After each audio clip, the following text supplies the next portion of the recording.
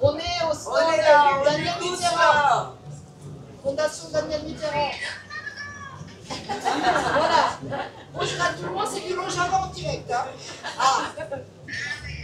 Et donc, tu as notre camarade du Rojava. Voilà. Yani baş hem destek vermem hem başına bakacağım. Yani ya ona Nous faites des gros bisous. Maintenant, ça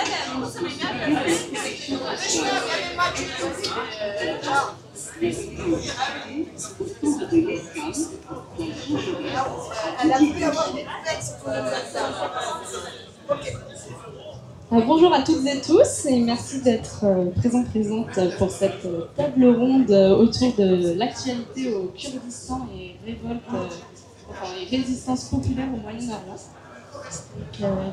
Ces échanges se tiennent à un moment où la région elle traverse des bouleversements politiques majeurs, avec du coup marqués par les guerres, la violence des autoritarismes et les avancées impérialistes. Et tout ça s'entremêle aussi avec des espoirs et des expérimentations de transformation politique inspirantes. Du coup, un peu pour commencer avec beaucoup d'humilité, on voulait dire que depuis la Fondation, on ne se présente pas comme expert en géopolitique, mais on a parfaitement conscience que la situation elle est très complexe, elle est mouvante et elle est aussi douloureuse à bien des égards dans la région. Du coup, ce qu'on voulait avec cette table ronde, c'est pouvoir donner, qu'on puisse entendre la voix de celles et ceux, en l'occurrence de celles qui résistent, qui vivent ces réalités et qui construisent pas à pas aussi au quotidien du vivre ensemble. Et du coup, cette rencontre, elle est aussi très importante pour la Fondation Daniel Mitterrand et aussi pour d'autres organisations. Je pense que ça peut résonner avec d'autres organisations alliées comme France Kurdistan ou les Amitiés Kurdes de Bretagne, parce que ça s'inscrit en fait dans une très longue histoire de solidarité avec le peuple kurde. Et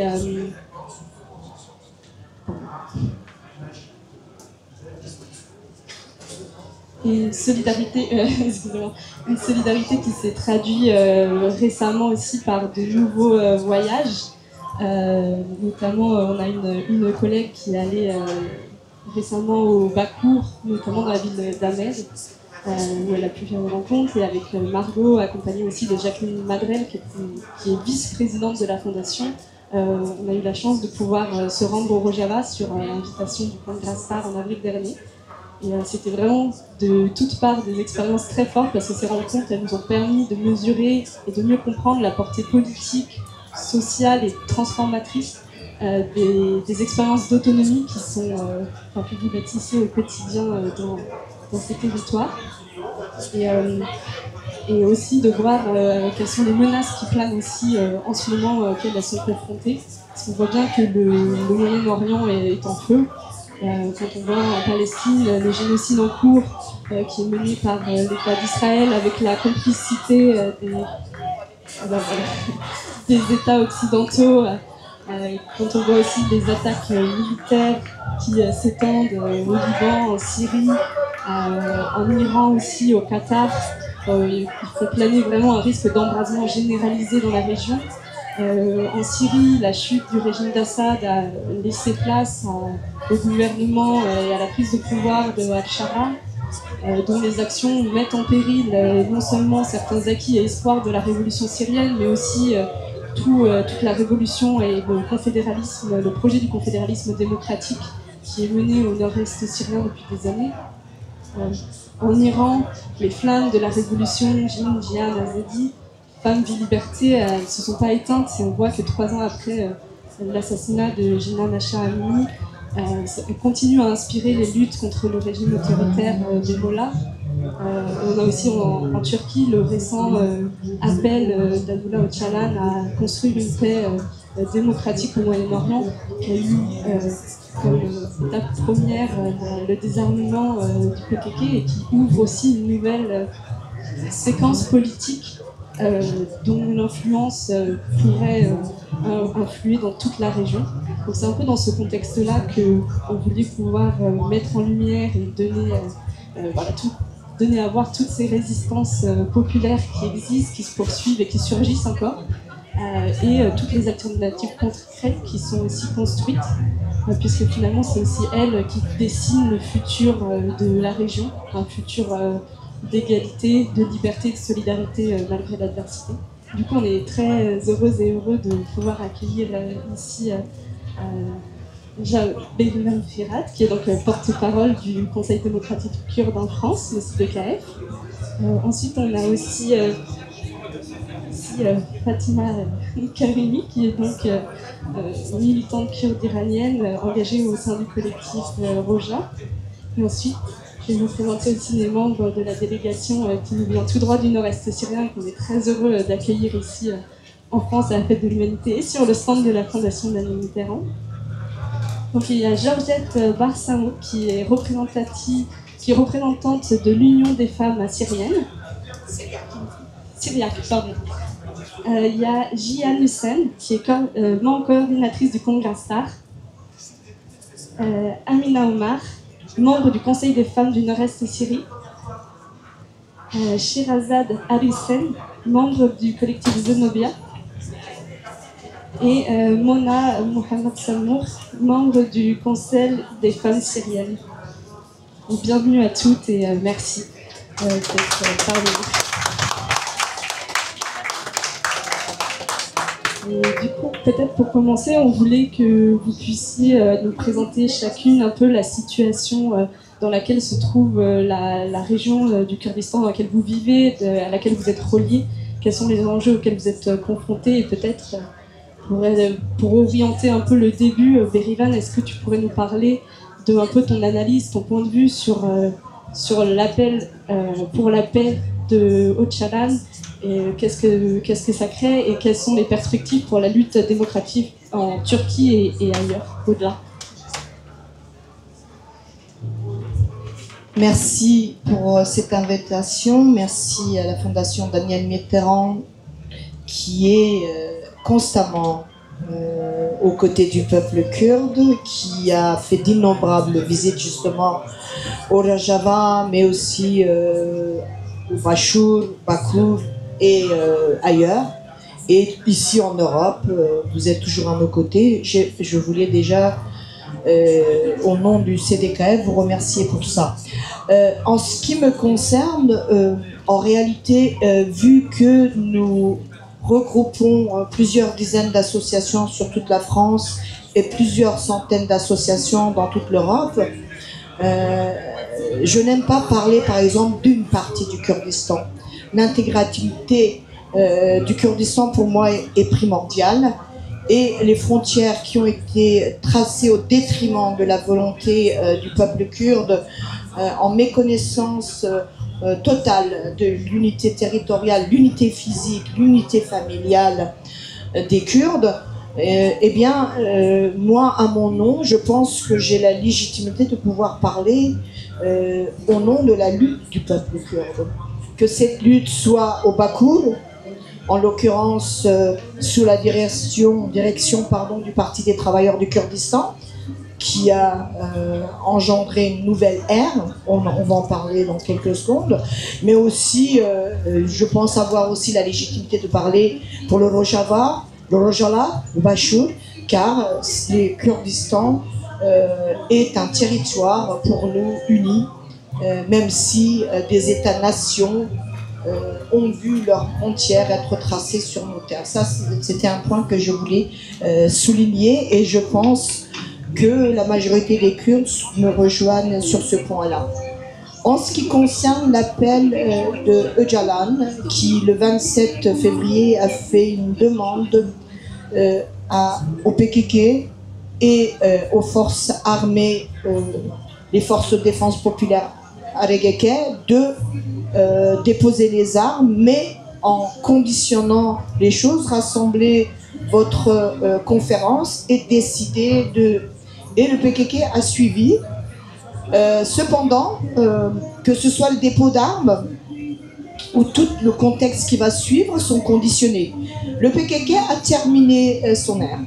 C'était une lutte de près d'un demi-siècle contre la négation, contre la barbarie, contre la négation totale de l'existence même du Kurde.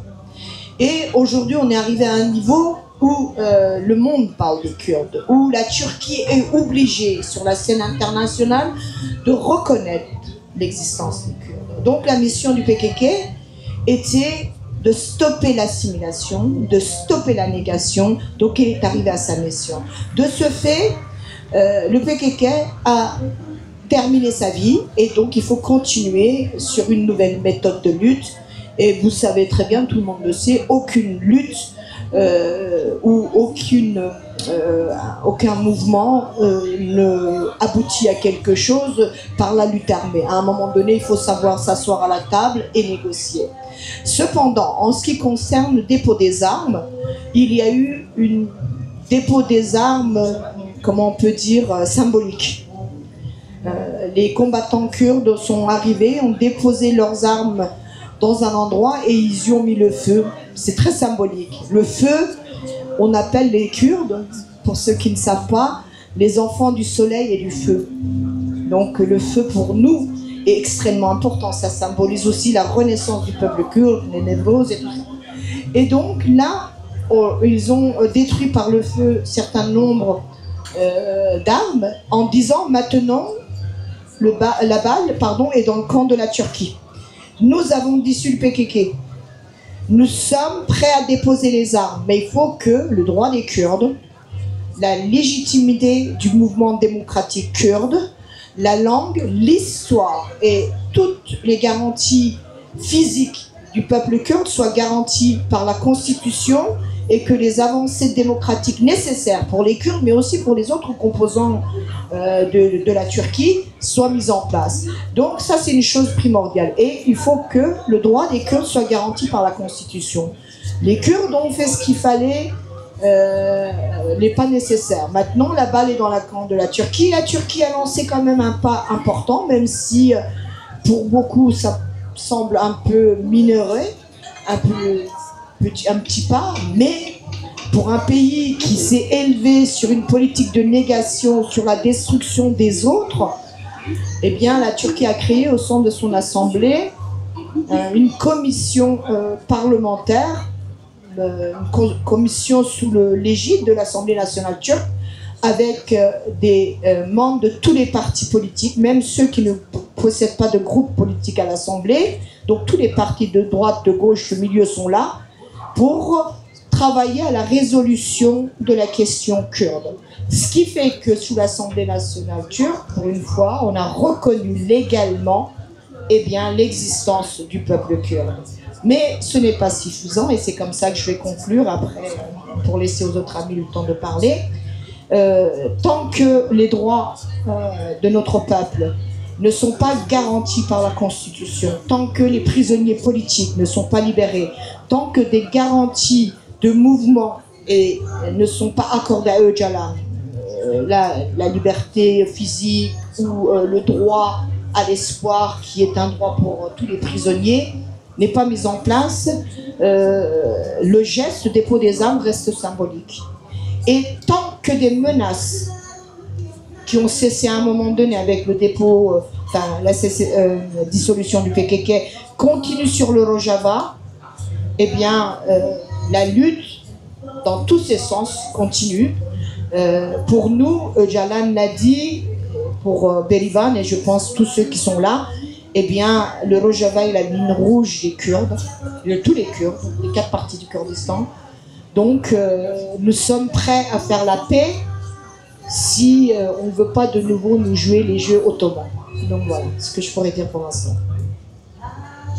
Merci beaucoup, Berivan, pour ça. Du coup, maintenant, je voudrais me tourner vers les camarades du nord-est syrien, parce qu'il y a aussi eu, du coup, un grand chamboulement avec la chute en décembre 2024 du régime d'Assad et l'arrivée au pouvoir de Al-Shara. C'était un peu pour vous demander quelles étaient les réalités depuis la prise du pouvoir par Al-Shara, tant au nord-est syrien que dans toute la Syrie. Si vous avez des échos, des liens, enfin voilà, un peu vous partager la situation.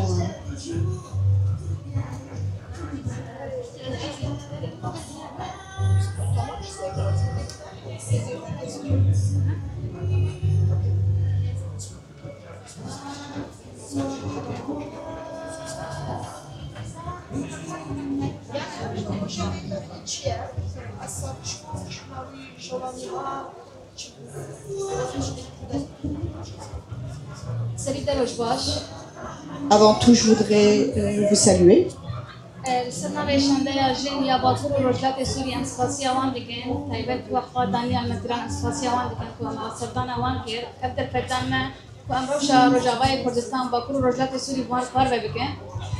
D'abord, au nom de la délégation du Nord et de l'Est de la Syrie, je voudrais vous remercier de nous avoir accueillis et nous permettre de nous exprimer ici.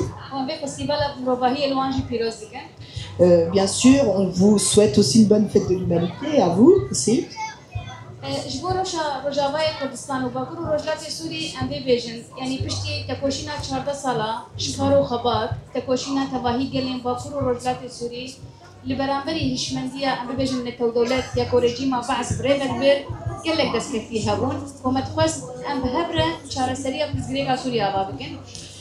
En réalité, après 14 ans de lutte, pendant 14 ans de lutte, nous avons voulu construire une nouvelle société sur le nord et est de la Syrie et pouvoir développer la région, sinon le pays ensemble. On a eu beaucoup de difficultés, mais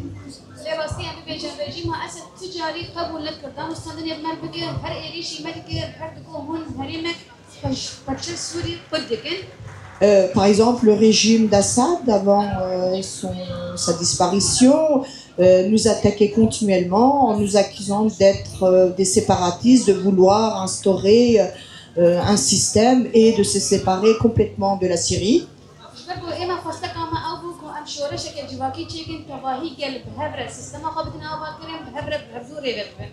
Et notre projet à nous a été toujours, et elle est toujours, de instaurer un système où les peuples peuvent vivre ensemble et s'autogérer.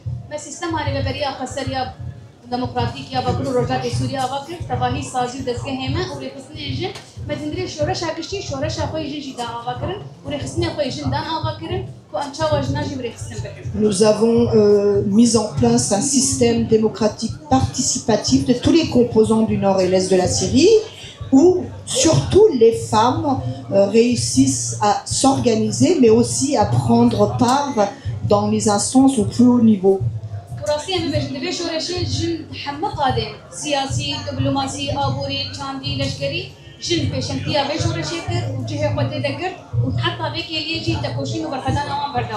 Nous le disons clairement, ce sont les femmes qui ont été les guides de la lutte armée, de la lutte diplomatique, démocratique, écologique, populaire. Donc c'est les femmes qui ont été aux premières lignes de cette révolution.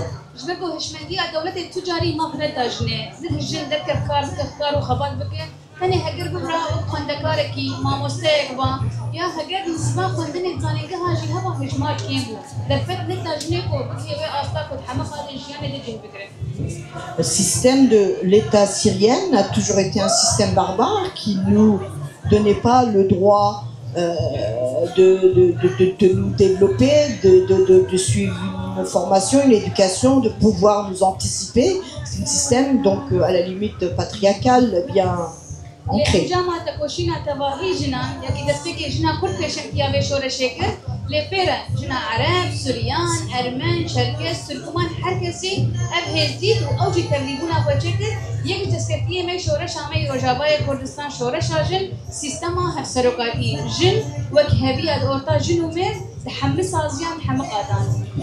Il faut bien souligner que cette révolution a été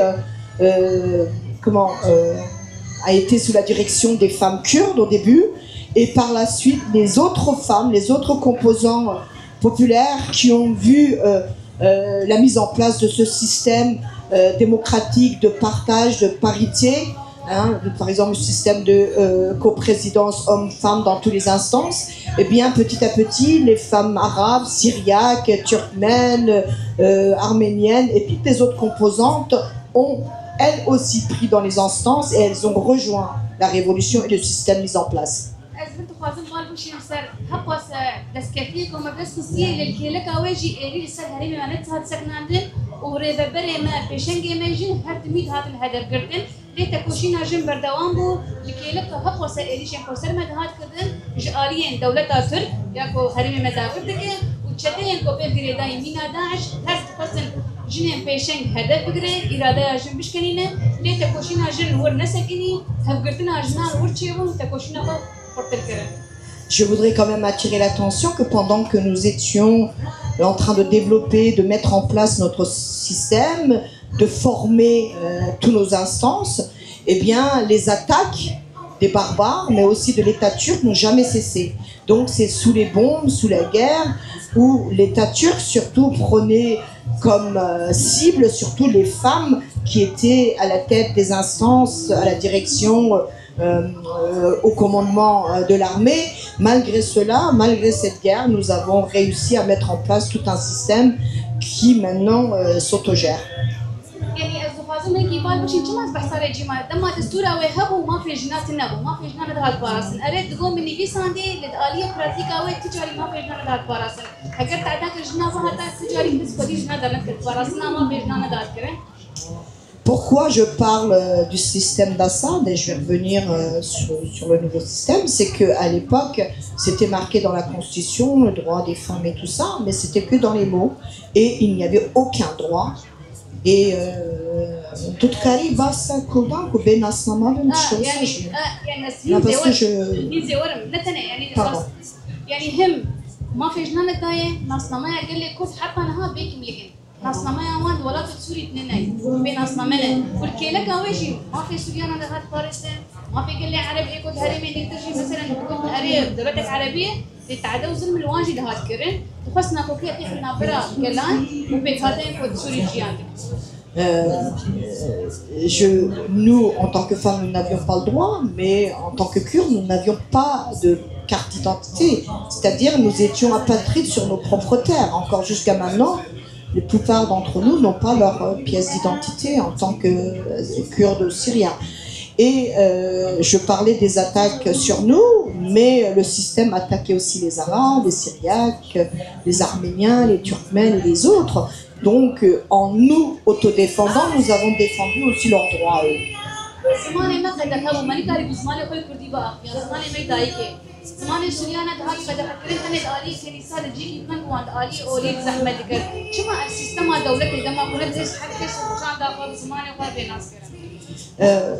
Notre langue était interdite, mais la langue syriaque aussi.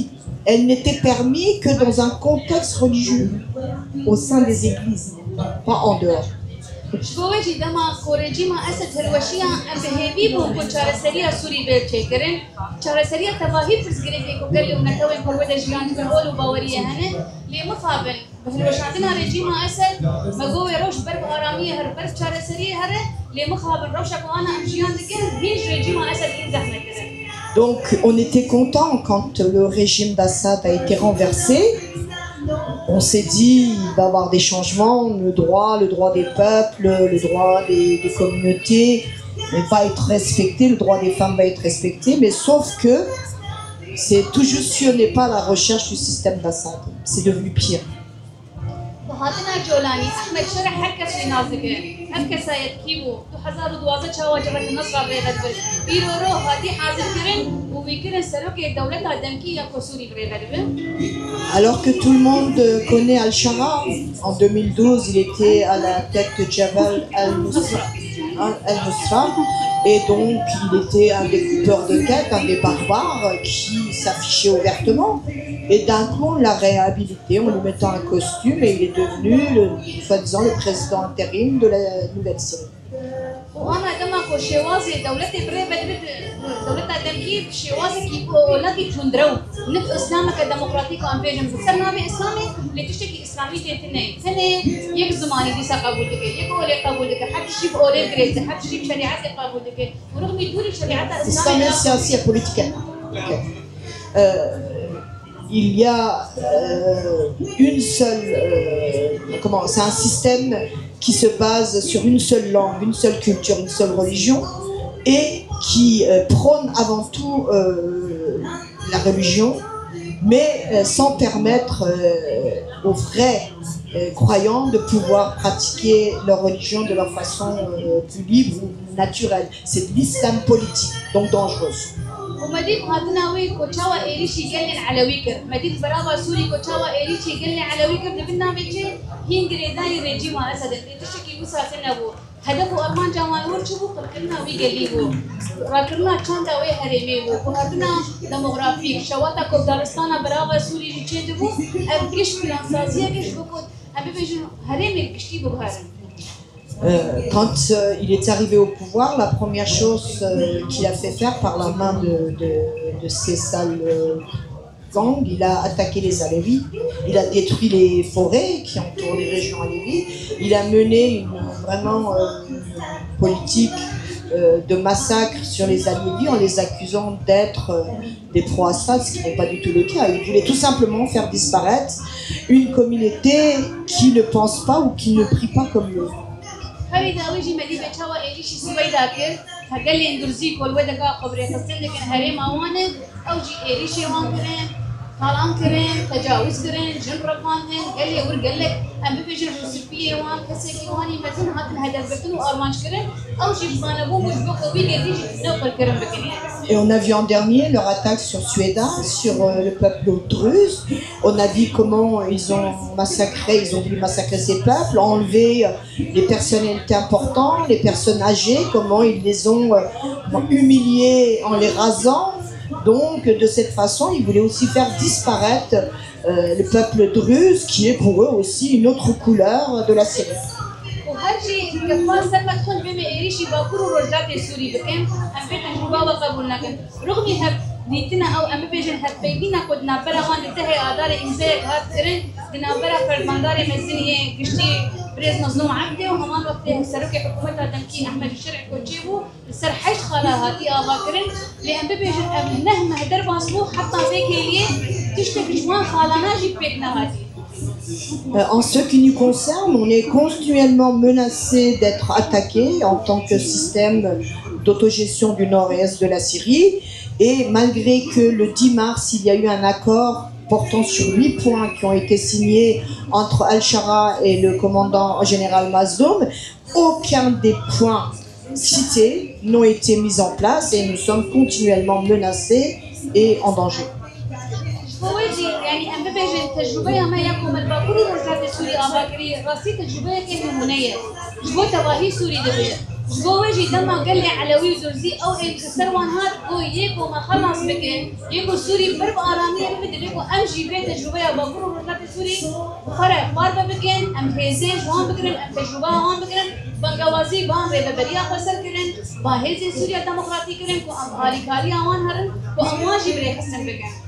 Donc, quand il y a eu l'attaque sur les Alévis et sur les Druzes, la première chose qu'ils ont dit, ceux qui peuvent nous aider, ceux qui peuvent trouver une solution, ce sont les Kurdes et les composants du nord et l'est de la Syrie. Et ils ont comme projet de vouloir, comme nous, s'autogérer, s'autodéfendre, car en dehors de ça, il n'y a pas de possibilité de survie. Comme le cas.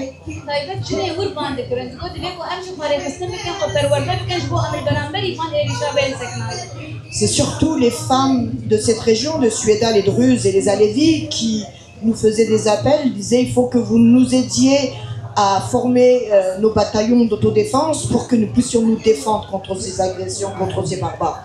جبواجي أم دبيلن يعني حكومتها هذه تشتك شارع سنكري ترسيوي سيستما دسكتي كوما بس تايبت وكجين سيستما هرسلو قالي سباجن سبينج استدي بينجي ابنها هذه أم دبيلن أنا حكومتها وانك تاني جنك مثلا حازبتيات السورية دكين جن قوميتي تنية هرم جي كامل همان وقت حاضرتيها هالبجارتنا هذا كنت بيجوا بكرو رجلات سوري لا أولي أم وتبلي هالبجارتنا سوري ناكن أبكشت معناه كوشركي طيبة البرامبري متى مشاندن ليتا كوشينا ماشي ببردوام بيج بقوله أرمان جامعة أو أم سوري كديمقراطيك لنابندي أبادن شو تواهي قال سوري ناقد بحاول وما في حرق اللي يجي بطارزة وحركة أكيد خلاص وما في قاد الدستور سوري يا نوف وأم بني بسينا بدستيجنا بدست تواهي قال سوري. Quand vous voyez, il est en train de dire bon, on va faire des élections, mais sans compter sur le nord-est de la Syrie. Il veut instaurer une nouvelle constitution, mais dans la constitution ou dans ses préparatifs, il n'y a pas de place. Il n'y a pas le nom de la femme. Même dans le gouvernement soi-disant provisoire, il n'y a qu'une seule femme, qui est un exemple, un portrait. Et donc, nous, à notre niveau, il y a des menaces permanentes, très importantes qui pèsent sur nous. Mais nous allons continuer à nous défendre, continuer à lutter, pas seulement pour le nord et l'est de la Syrie, pour une Syrie démocratique, une Syrie partagée, une Syrie où les peuples et les cultes peuvent vivre ensemble. Merci.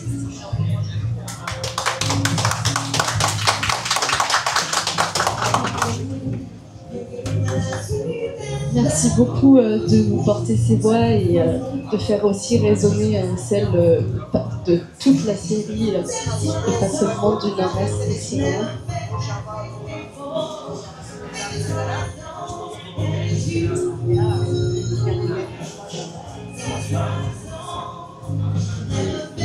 Fatima, après ce premier tour, on voulait aussi pouvoir te demander quelle était la situation en Iran et à l'aune de ce qu'on vient aussi d'entendre, des chamboulements qu'il y a eu dans les pays voisins. Comment est-ce que vous avez senti qu'il y a une influence? Comment est-ce que cela résonne d'un territoire à un autre? Voilà, si vous pouvez un peu nous partager.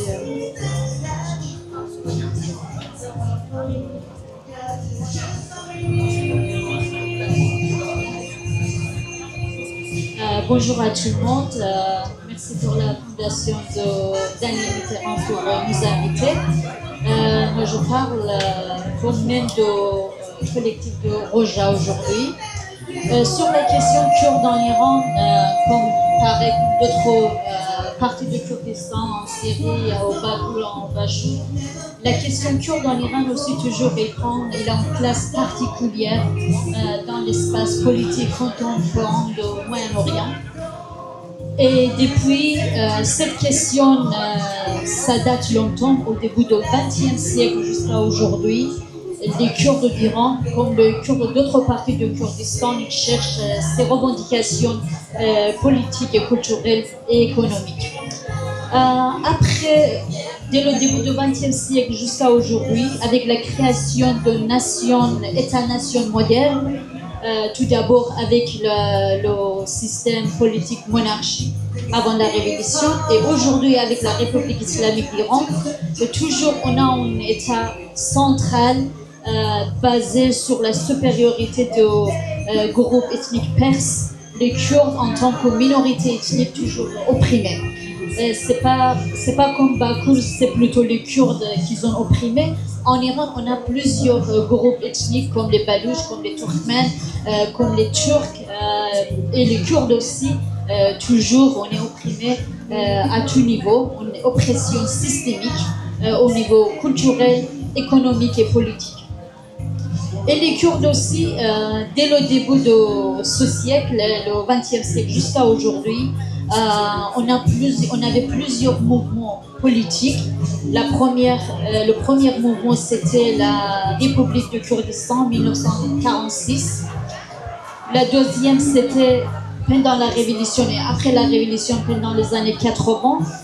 Les Kurdes, pour la deuxième fois, ils ont profité de cette situation parce qu'on n'avait pas un État central fort. Ils ont commencé à chercher leurs revendications. Et malheureusement, comme la République du Kurdistan, la deuxième mouvement kurde aussi, il était complètement opprimé.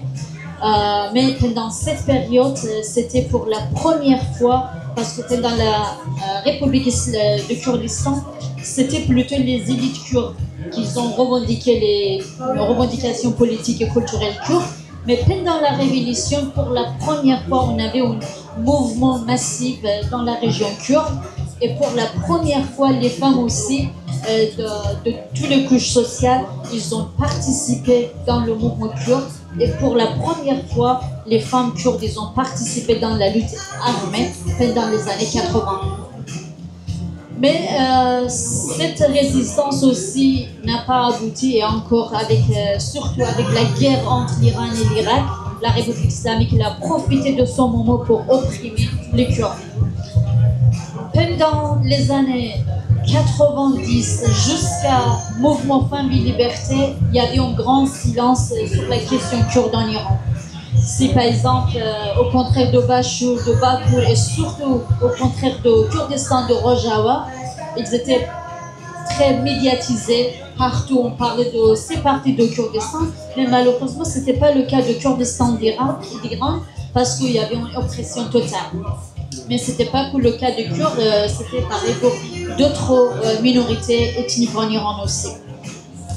Jusqu'à 2022, après l'assassinat de Jina Mahsa Amini, on a vu pour la troisième fois, on avait un mouvement politique kurde, surtout les femmes kurdes, en aspirant de mouvement kurde au Bakou et Rojava, sous le slogan de Genjian Azadi, on avait un grand soulèvement chez les Kurdes. Dans presque chaque ville de Kurdistan, on avait un autre mouvement qui, pour la troisième fois, on a vu la question kurde, les Kurdes demandaient, revendiquaient leurs revendications politiques et culturelles. Mais aujourd'hui, jusqu'à aujourd'hui, même si on regarde le chiffre, même s'il y a un grand silence sur la question kurde en Iran, mais si on regarde le chiffre des organisations des droits humains, les Kurdes toujours ils font partie des moitiés des prisonniers politiques. Aujourd'hui en Iran, on a 3 femmes kurdes, 3 femmes militantes politiques qui sont condamnées à mort. 2 parmi elles, ils sont kurdes. Ourisha Moradi, Farshan Azizi, et le 3e c'est Sharifa Mohammadi qui n'est pas kurde. Mais 2 entre elles, ils sont kurdes. On a l'ancienne prisonnière politique femme, c'est Zainab Jalalian, ça fait presque 18 ans qu'elle est en prison sans aucun droit. Et si on regarde le chiffre, plus de moitié des prisonniers politiques sont des Kurdes. Chaque année, plusieurs prisonniers kurdes ils sont exécutés. Mais ça montre que même s'il y a un grand silence sur les questions kurdes en Iran, toujours aujourd'hui, si par exemple dans la période de Kurdistan, République de Kurdistan, pendant la révolution iranienne 1979, c'était plutôt les partis politiques kurdes qui étaient le symbole du mouvement politique kurde. Aujourd'hui, on a plusieurs groupes comme les écologistes, les militants des droits des femmes, les militants de travailleurs sociaux, et d'autres types de militants qui sont en train de s'organiser, en train de revendiquer les droits des Kurdes, chacun de sa propre manière. Et on a vu, par exemple, sur la question des femmes, c'est pas que le militant, parce que la question des femmes, par exemple, chaque femme, même si elle n'est pas politisée, même s'ils ne sont pas engagés, mais ils demandent leurs propres droits dans la vie quotidienne. C'est pourquoi aujourd'hui, si on compare la question des Kurdes en Iran avec d'autres minorités, avec d'autres groupes politiques en Iran, on voit un mouvement total dans la région. C'est pourquoi à chaque fois il y a une manifestation, il y a un soulèvement, on voit que les régions kurdes sont mieux organisées que d'autres régions en Iran. Mais toujours comme les Kurdes au Rojava, les Kurdes, dès qu'ils demandent quelque chose, dès qu'ils s'organisent, toujours malheureusement, l'État central, déjà c'était les monarchies, aujourd'hui c'est la République islamique, ils accusent les Kurdes d'être séparatistes. C'est pourquoi toujours, sous le prétexte de séparatisme, les revendications des Kurdes sont ignorées. Et malheureusement, ce n'est pas que les États monarchistes ou la République islamique, malheureusement, la plupart des opposants iraniens, même à l'extérieur du pays, toujours ils accusent les Kurdes d'être séparatistes. Si on avoue, par exemple, récemment, si vous voyez l'attaque ou la guerre de 12 jours, il a pris de 12 jours entre l'Israël et les Iraniens, tout de suite, on avoue ce genre d'accusation. On avoue il y avait une vague des accusations vis-à-vis des Kurdes. Donc, pour nous, les Kurdes en Iran ou d'autres minorités ethniques, on dit l'objectif pour nous, ce n'est pas le remboursement de la République islamique. On veut, même après le remboursement de la République islamique, on doit négocier même avec les opposants. Parce que même aujourd'hui, éducation en langue maternelle, pour nous, c'est toujours un tabou. Même les opposants à l'extérieur du pays, ils vivent dans les pays démocrates. Et la question de langue maternelle, c'est quelque chose de très basique, mais toujours chez nous, c'est un tabou. Et toujours, on doit négocier même avec les opposants. C'est pourquoi le remboursement de la République islamique, pour nous, ce n'est pas qu'on débout. Et toujours les négociations. Par exemple, au Kurdistan de Rojava, ça fait plus de 14 ans, ils sont en train de se battre pour revendiquer leurs droits très très basiques, mais toujours, par exemple, vous voyez, ils doivent négocier avec quelqu'un, ancien même un négociateur pour revendiquer leurs droits. C'est pourquoi pour nous, les Kurdes, dans 4 parties de Kurdistan, toujours on dit notre combat c'est trop long et c'est pas que les États, on doit continuer pour démocratiser, c'est pas que notre société, c'est pas que la région kurde, même on doit se battre pour d'autres régions aussi pour dire que voilà, ça c'est un droit démocratique très basique et on doit l'accepter. Et d'autres points sur la région en général. Qu'est-ce qui se passe en ce moment en Iran? Donc on est comme un observateur. Malheureusement, c'est plutôt les pouvoirs étatiques qui décident pour la région. La seule solution pour nous, c'est pour s'organiser, comme le cas de Rojava. S'il y a quelque chose qui ça change en Iran, on n'a pas qu'une solution, c'est de s'organiser. Et comme le Rojava, c'est la seule solution pour nous. Au moins, on peut se battre. Même par exemple, si on regarde les États-Unis, Israël ou d'autres pays, chaque pouvoir étatique, ils cherchent leurs intérêts politiques, économiques. C'est pourquoi la seule solution, c'est s'organiser. C'est plutôt, la solution, c'est le peuple. Et on verra la suite. Vraiment, la situation en Iran, c'est très compliqué. On n'a aucun espoir avec l'État. Toujours, il est dans le même chemin. Il connaît l'oppression de tous les peuples iraniens et surtout les Kurdes, les Baluches, les Arabes. Mais on verra après qu'est-ce qui se passe la suite. Merci pour tout. Je peux rajouter un mot seulement à ce qu'a dit ma camarade. C'est que tu as dit, contrairement à la Turquie, en Iran, on persécute, on maltraite tous les peuples. C'est vrai. Mais sauf que la Turquie les a exterminés. Et ceux qui sont restés, ils sont devenus plus turcs que turcs. La Turquie, la République turque, a été formée sur le sang de ce qu'il a considéré les autres. Arméniennes, Syriaques, Chaldéens, Alévis, Kurdes, Alévis et Kurdes. Donc, il ne persécute pas d'autres peuples que les Kurdes et les Alévis parce que les autres, il les a exterminés avant, il n'y en a plus. C'est ça que je voulais dire. Voilà. Merci du coup pour ces actualités de ce qui se passe en ce moment et des violences qui continuent à... C'était aussi super intéressant d'avoir l'historique et de voir que ça s'inscrit dans un continuum et que c'est pas juste là maintenant qu'apparaissent des violences, des massacres et des persécutions. Merci beaucoup pour ça. Et du coup, on voulait essayer de rebondir sur la lutte, en fait, les moyens matériels d'organiser.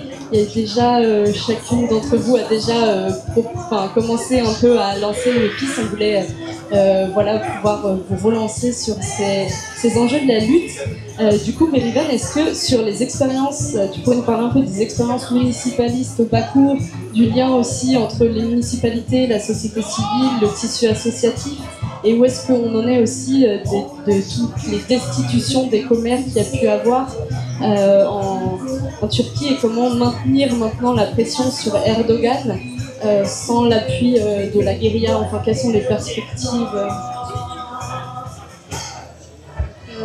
En réalité, quelle est la relation entre les municipalités et la société civile et les associations, c'est difficile à dire. Parce que tout ce qui est association, surtout les associations de femmes, au nombre de plus de 300, ont été fermées, leurs biens ont été saisis, la plupart des militantes ont été incarcérées. Donc,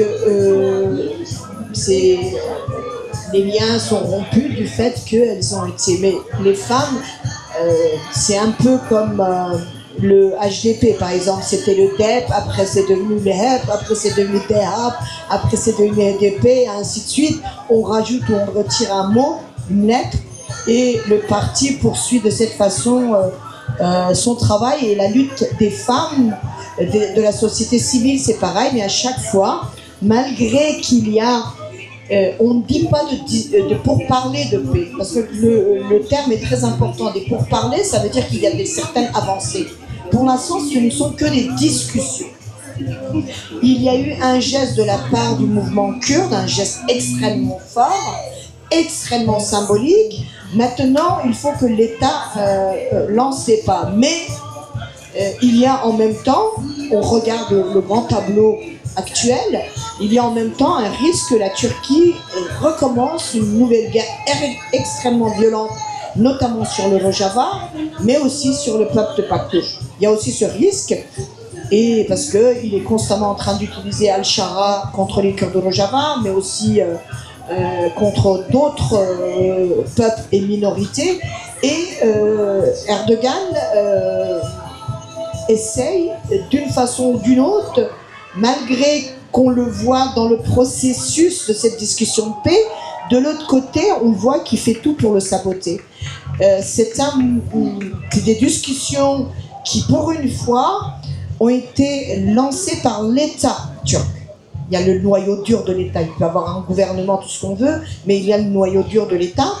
Et donc, c'est ce noyau dur qui a lancé, qui a été d'abord, qui a sollicité Öcalan il y a à peu près 2 ans, pour que des nouvelles discussions puissent être lancées, pour que la question kurde puisse être résolue, pour que les Kurdes ne soient pas de nouveau un front s'il y a des attaques qui viennent de l'extérieur. C'est parce qu'il y avait un risque de guerre, d'attaque vers la Turquie, qui a fait que l'État profond turc essaye de résoudre le problème kurde. Mais nous ne voulons pas nous laisser avoir par des tentatives tactiques de l'État turc.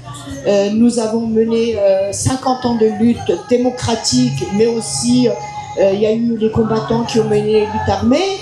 Nous n'avons jamais été des séparatistes, que ce soit peu importe dans quelle partie du Kurdistan, même si ce sont ces États-nations qui sont des séparatistes parce qu'ils sont venus séparer nos terres.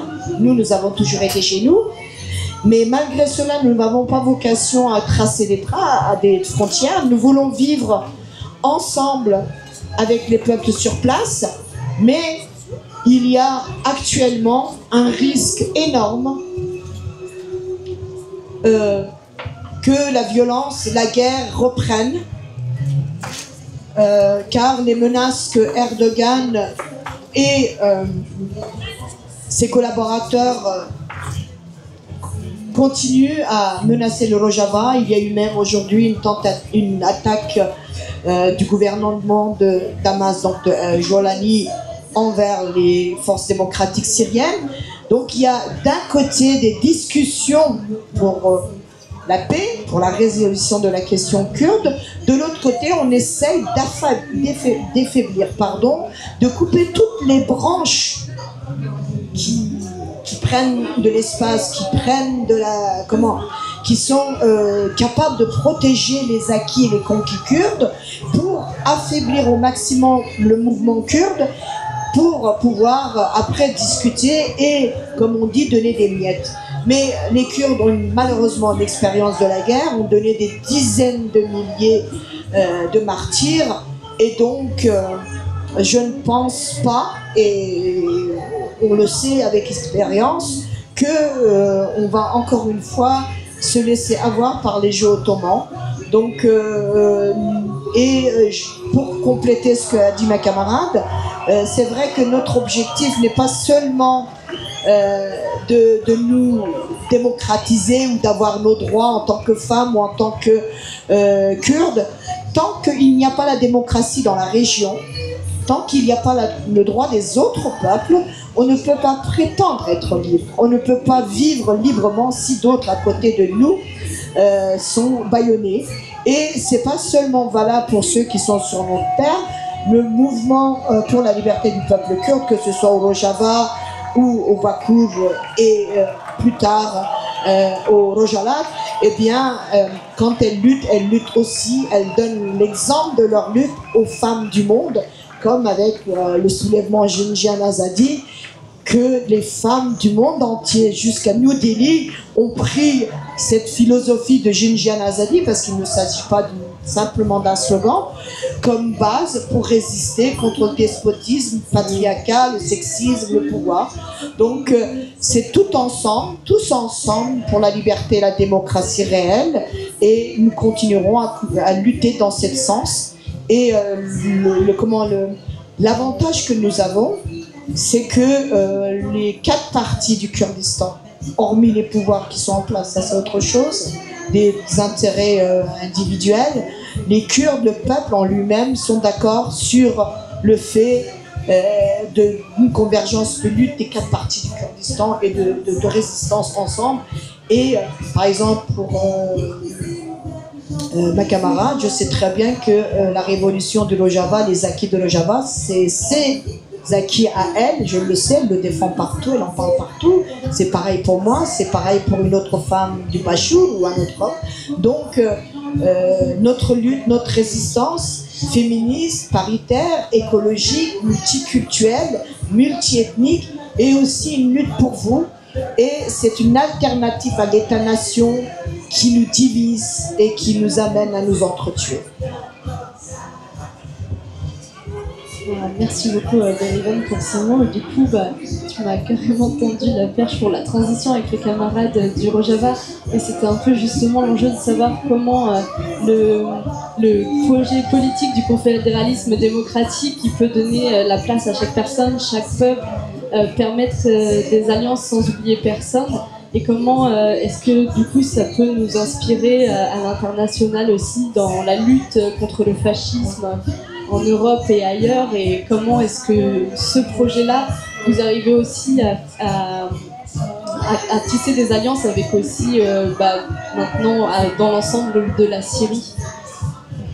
يعني دبجي از بخوازم دسا پرسک جی حوالین کو روجاوا و جایدی سوریتن از جوان بپرسن چلو برخوادنوا چلو سازینوا چلو يعني همو تشتك واحد طنها كريه ببا منك جبو جنين وقال دي جدي اجياني ونشلو جنين ديرا وقال لي ديرا تاكل دارن ونشلو تبش الاكسبيرينس خوا باروا دكن خدمتي وانجويا دكن يعني اون دبجن ازاديا وهويكيا كلام اما انا براتيكي دون شلو جكبيا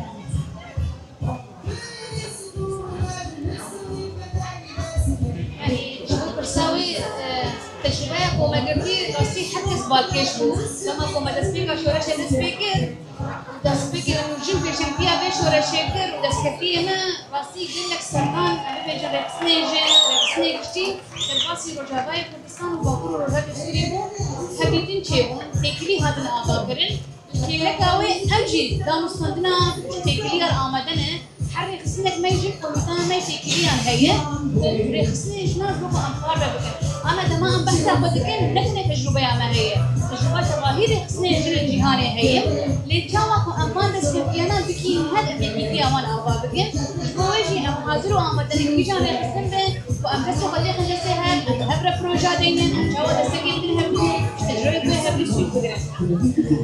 Comme vous avez vu, quand on a commencé notre résistance et quand le monde a vu que cette résistance était menée sous la direction des femmes, eh bien, des mouvements des femmes, des organisations des femmes, des militantes féministes sont venues jusqu'au Rojava. pour voir notre expérience, notre résistance sur place et pour découvrir et partager notre expérience. Elles sont reparties dans leur pays après avoir discuté avec nous, après avoir observé souvent pendant des mois, et donc pour le mettre au service de leur peuple. Mais il y a aussi ce fait-là, nous sommes en contact avec d'innombrables organisations féministes et générales pour partager notre expérience et pour mettre à leur service notre expérience. Donc où qu'on aille, nous faisons des rencontres, des débats, des discussions pour partager justement l'expérience de notre résistance, pour partager nos faiblesses, mais surtout nos acquis et nos conquis.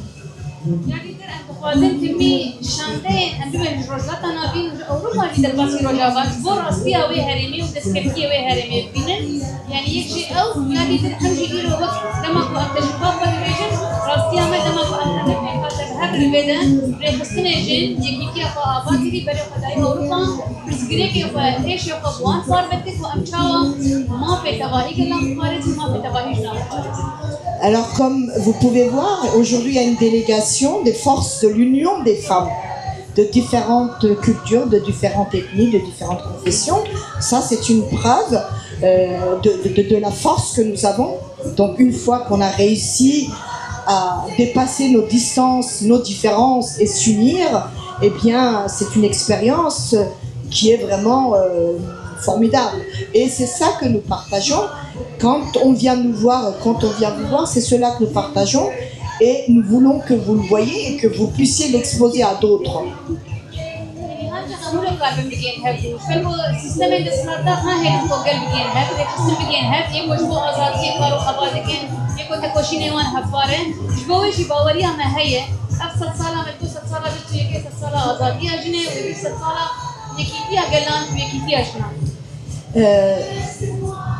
Nous l'avons dit, nous le redisons, nous disons que le XXe siècle était le siècle des États-nations, des dictatures, des barbaries, des théocraties, mais nous disons que le XXIe siècle sera le siècle de l'unité, de la convergence des luttes des peuples. Donc nous y croyons et c'est pour ça que nous venons jusqu'à ici pour partager notre expérience.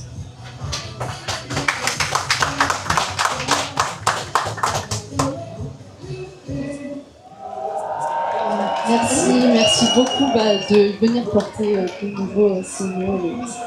Et pour aussi faire alliance, c'est important. Et justement sur les questions d'alliance, Fatima, je me demandais si depuis le collectif Roja aussi et depuis les luttes que vous menez aussi dans une perspective de féminisme transnational, translocal, un internationalisme aussi, quelles sont un peu les conditions d'alliance des peuples en lutte en fait, tant au Moyen-Orient, comment tisser ces alliances de la Palestine en Syrie, de l'Iran au Liban, un peu. Pour dire la vérité, la situation c'est un peu très compliquée. Pourquoi? Parce que après la révolution de 1979 jusqu'à aujourd'hui, la République islamique d'Iran, même s'il est en train d'opprimer tout le temps le peuple iranien à l'intérieur du pays, mais il se considère comme allié ou grand soutien pour les Palestiniens, pour les Libanais ou pour d'autres peuples. C'est pourquoi il a deux enjeux différents. À l'intérieur, il est oppresseur total. À l'extérieur, même si on sait très bien que ça c'est un enjeu politique pour la République islamique, mais il a réussi de se montrer comme un soutien pour le peuple opprimé en Palestine ou d'autres régions, surtout au niveau dans le Moyen-Orient. C'est pourquoi aujourd'hui, même si notre collectif ou plusieurs gauchistes iraniens, ils sont en train de faire une alliance avec d'autres peuples opprimés dans la région, mais malheureusement, il y a des questions à répondre. C'est très très difficile. On doit discuter avec d'autres peuples opprimés en disant que s'il y a une solidarité entre nous, c'est entre le peuple. On ne peut pas accepter la République islamique comme un soutien Et on a vu pendant cette guerre entre l'Israël et la République islamique, il y avait pas mal de gens qui soutenaient la République islamique. C'est pourquoi c'est très très compliqué aujourd'hui la question. Mais ça ne veut dire pas qu'on doit perdre notre espoir pour avoir une alliance avec d'autres peuples opprimés. Pourquoi? Parce que jusqu'à aujourd'hui, le mouvement politique en Iran, parce qu'à cause de cette oppression, on était très faible. Même à l'intérieur du pays, même à l'extérieur du pays aussi. Mais maintenant, il y a des petits groupes qui organisent des conférences, des séminaires, de rencontres avec d'autres groupes pour parler direct, face à face et pour parler de ces problèmes. Mais pour le moment, c'est très très compliqué, même à l'intérieur du pays, entre les Kurdes et d'autres peuples opprimés, avec les gauchistes, les féministes, les Kurdes, vraiment c'est très compliqué. Mais toujours, on doit garder notre espoir. Merci beaucoup. Et du coup, dans cette dynamique d'alliance, on est aussi toutes et tous là pour aussi renforcer ces interconnaissances et ces liens et renforcer nos luttes mutuellement.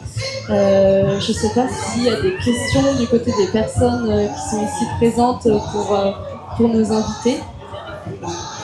Je vais faire tourner le micro, sinon j'en ai sous le coude sur d'autres questions.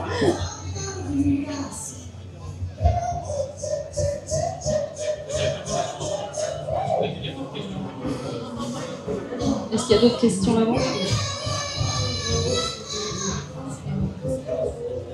Bonjour, merci beaucoup de prendre ce temps avec nous.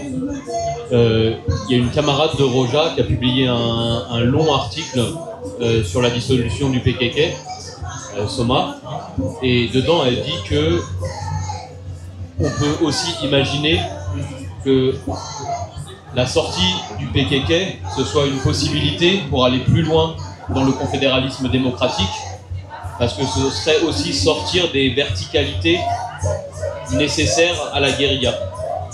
Qu'est-ce que vous pensez de ça? Est-ce qu'il y a une chance d'aller plus loin dans la proposition du confédéralisme démocratique en cherchant une autre forme que le PKK? J'ai pas compris dans quel sens sortir une autre forme. C'est ce terme-là que j'ai pas compris. Le PKK s'est dissous, d'accord? Donc le PKK en lui-même n'existe plus. Il y a eu le dépôt des armes, d'accord? Il y a ce qu'on appelle toute la lutte, le conquis du PKK. Et effectivement, quand Öcalan appelle le PKK et ses camarades à rassembler leur congrès pour prononcer la dissolution du PKK en disant que le PKK est arrivé à terminer sa mission, à terminer sa vie, d'accord? Et qu'il faut commencer maintenant à renforcer la démocratie directe. Oui, effectivement, c'est un nouvel ère, un nouveau changement et une nouvelle direction que les Kurdes veulent prendre. Mais on ne peut pas dire, par exemple, comme tu dis, Soma, l'ami Soma a écrit, c'est Soma qui a écrit, ouais. J'ai pas encore eu le temps de le dire. Je suis sûre que c'est très bien et juste. De ce côté-là, j'ai pas de. Mais tant que l'État turc ne lance pas certains pas, eh bien, malheureusement, je vais vous dire des exemples. Je peux même ouvrir mon téléphone, les réseaux et tout ça, et tous les messages que j'ai reçus par X, par Messenger, par tous les réseaux, je sais pas, des fois même sur mon téléphone personnel, je sais pas comment les gens ils font pour joindre, pour dire le PKK n'est plus là, qui c'est qui va nous défendre? Vous comprenez ce que je veux dire? C'est aussi pour les Kurdes, le PKK est un garantie contre les massacres, contre davantage de barbarie. Effectivement, ça fait des décennies que le PKK, Öcalan, le premier cessez-le-feu, pour parler de paix, a débuté en 1993. Et je me rappelle, j'étais encore bien jeune, j'étais en voiture sur l'autoroute quand on a appris ça. Nous écoutions à la radio, c'était pas comme maintenant, il n'y avait pas de télévision et tout ça. Et je me rappelle qu'il y avait des gens qui avaient été dans les montagnes, qui avaient combattu, qui étaient revenus blessés, d'autres étaient complètement détruits. Hein, c'était tout au début de la guerre, en 85-93. Et j'avais dit, mais oh, oui, ils bombardent nos villages, ils vident les villages, ils nous tuent, on fait la paix avec qui? Mais non, il faut arrêter, c'est quoi ces conneries? Vraiment, dans ces termes-là. Et le camarade qui était revenu de la guerre, blessé, mais avant d'aller à la guerre, il avait vu toute sa famille être massacrée à Mouchvarto, dans je ne sais plus quel village, Bartinik je crois, c'est ça, ils avaient brûlé toute une famille complète. Il m'a dit, mais c'est facile de lancer des slogans pro-guerre en mangeant l'armadjoun chaud, parce que j'avais l'armadjoun dans la main, et en roulant sur les autoroutes européennes. Allez sur place, voyez ce que les gens y subissent, voyez la destruction de la guerre, et après on vous verra si vous êtes capable d'encore de vouloir la guerre. Car il n'y a rien de plus important que de pouvoir construire la paix. Mais on ne peut pas enterrer les armes de guerre tant que les menaces sur notre existence. Parce qu'il ne s'agit pas à la limite que de nos droits. Je suis désolée de le dire. Un individu qui n'est pas libre, c'est un individu qui n'existe pas, qui ne vit pas. Mais bon, laissons tomber, disons que nous devenons des robots, tant pis, on n'a pas de droit, mais que nous restons en vie. C'est notre existence même qui est menacée, l'existence même des Kurdes dérange. Donc le PKK est aussi une garantie pour la survie du peuple kurde. Et bien sûr, comme tu viens de le dire, notre objectif est de dire, bon non, le PKK a terminé sa mission, le PKK, on le met de côté, et on renforce, on développe ce projet de confédéralisme démocratique, de vivre ensemble, et on met en place aussi, quand on dit démocratisation de la Turquie, il y a des élans radicaux et radicales qui nous disent mais ils nous ont tués pendant des années. Comment ça, démocratisation de la Turquie? On ne peut pas défendre un droit, mettre en place une démocratie directe et défendre une confédération démocratique, décentralisation des pouvoirs pour les Kurdes, si en Turquie il n'y a pas la démocratie, parce que le fascisme va de nouveau venir frapper à nos portes. C'est pour cela que quand nous défendons le droit des femmes ou des peuples kurdes, nous défendons aussi le droit des Syriaques, des Arméniens, des Turkmènes, des Arabes et de toutes les autres, des Druzes, des Alévis, que j'envoie mes respects, car si eux ne sont pas libres, notre liberté, nos conquis, nos acquis sont menacés. Même si, pendant des décennies, nous avons arrosé le territoire du Kurdistan avec le sang de nos proches. Donc, ok, changement, d'accord, nous sommes prêts. Les Kurdes sont prêts, ils ont fait le pas le plus important.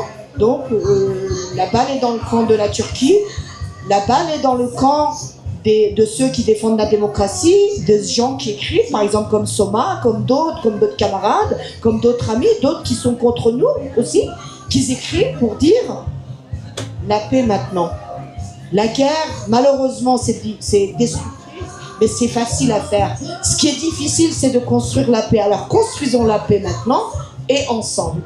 Nous sommes prêts, les Kurdes sont prêts, partout. Sans le PKK. Sans organisation armée, nous voulons avoir... Attendez, on demande aux Kurdes du Rojava, aux instances du nord-est de la Syrie, de déposer les armes. Mais vous les voyez, c'est des hordes de sauvages. Comment voulez-vous déposer les armes? Après tous les martyrs qu'ils ont donnés, on va déposer les armes devant les barbares pour qu'ils nous massacrent. C'est la même situation en Turquie. Nous sommes prêts à faire le nécessaire, mais il faut que la Turquie, et pas seulement la Turquie, il faut qu'au Rojava, en Turquie, au Bachour et ailleurs, le droit démocratique des Kurdes, des peuples, soit garanti. Et une pensée aussi, tant que les deux problématiques, enfin les problématiques, moi généralement j'appelle la solution kurde plutôt que le problème kurde, tant que la question kurde et la question palestinienne ne sont pas résolues, le sang continuera à couler. Donc ça sera ni la paix pour nous, ni la paix pour les États ou les forces qui essayent de nous dominer ou de nous massacrer. Donc la paix, construisons la paix maintenant, nous sommes prêts. Maintenant, à chacun de mettre sa main sous la pierre pour renforcer l'édifice. Merci.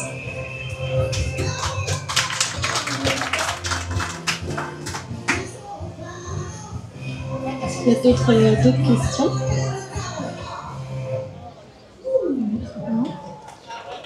Ok. Ben, merci beaucoup du coup pour votre temps, pour avoir partagé ces mots, bravé le froid et la pluie pour venir porter ces messages. Merci Fatima aussi pour le collectif Roja. Merci à vous de nous avoir accueillis. Je sais que je Fondation Daniel Mitterrand Radishnim ou Andbejen Berkhodan Jiana, la résistance et la lutte. Il y a la résistance des hauts montagnes, mais il y a la résistance sur les plaines. À nous de construire la résistance sur la terre pleine. Merci. Il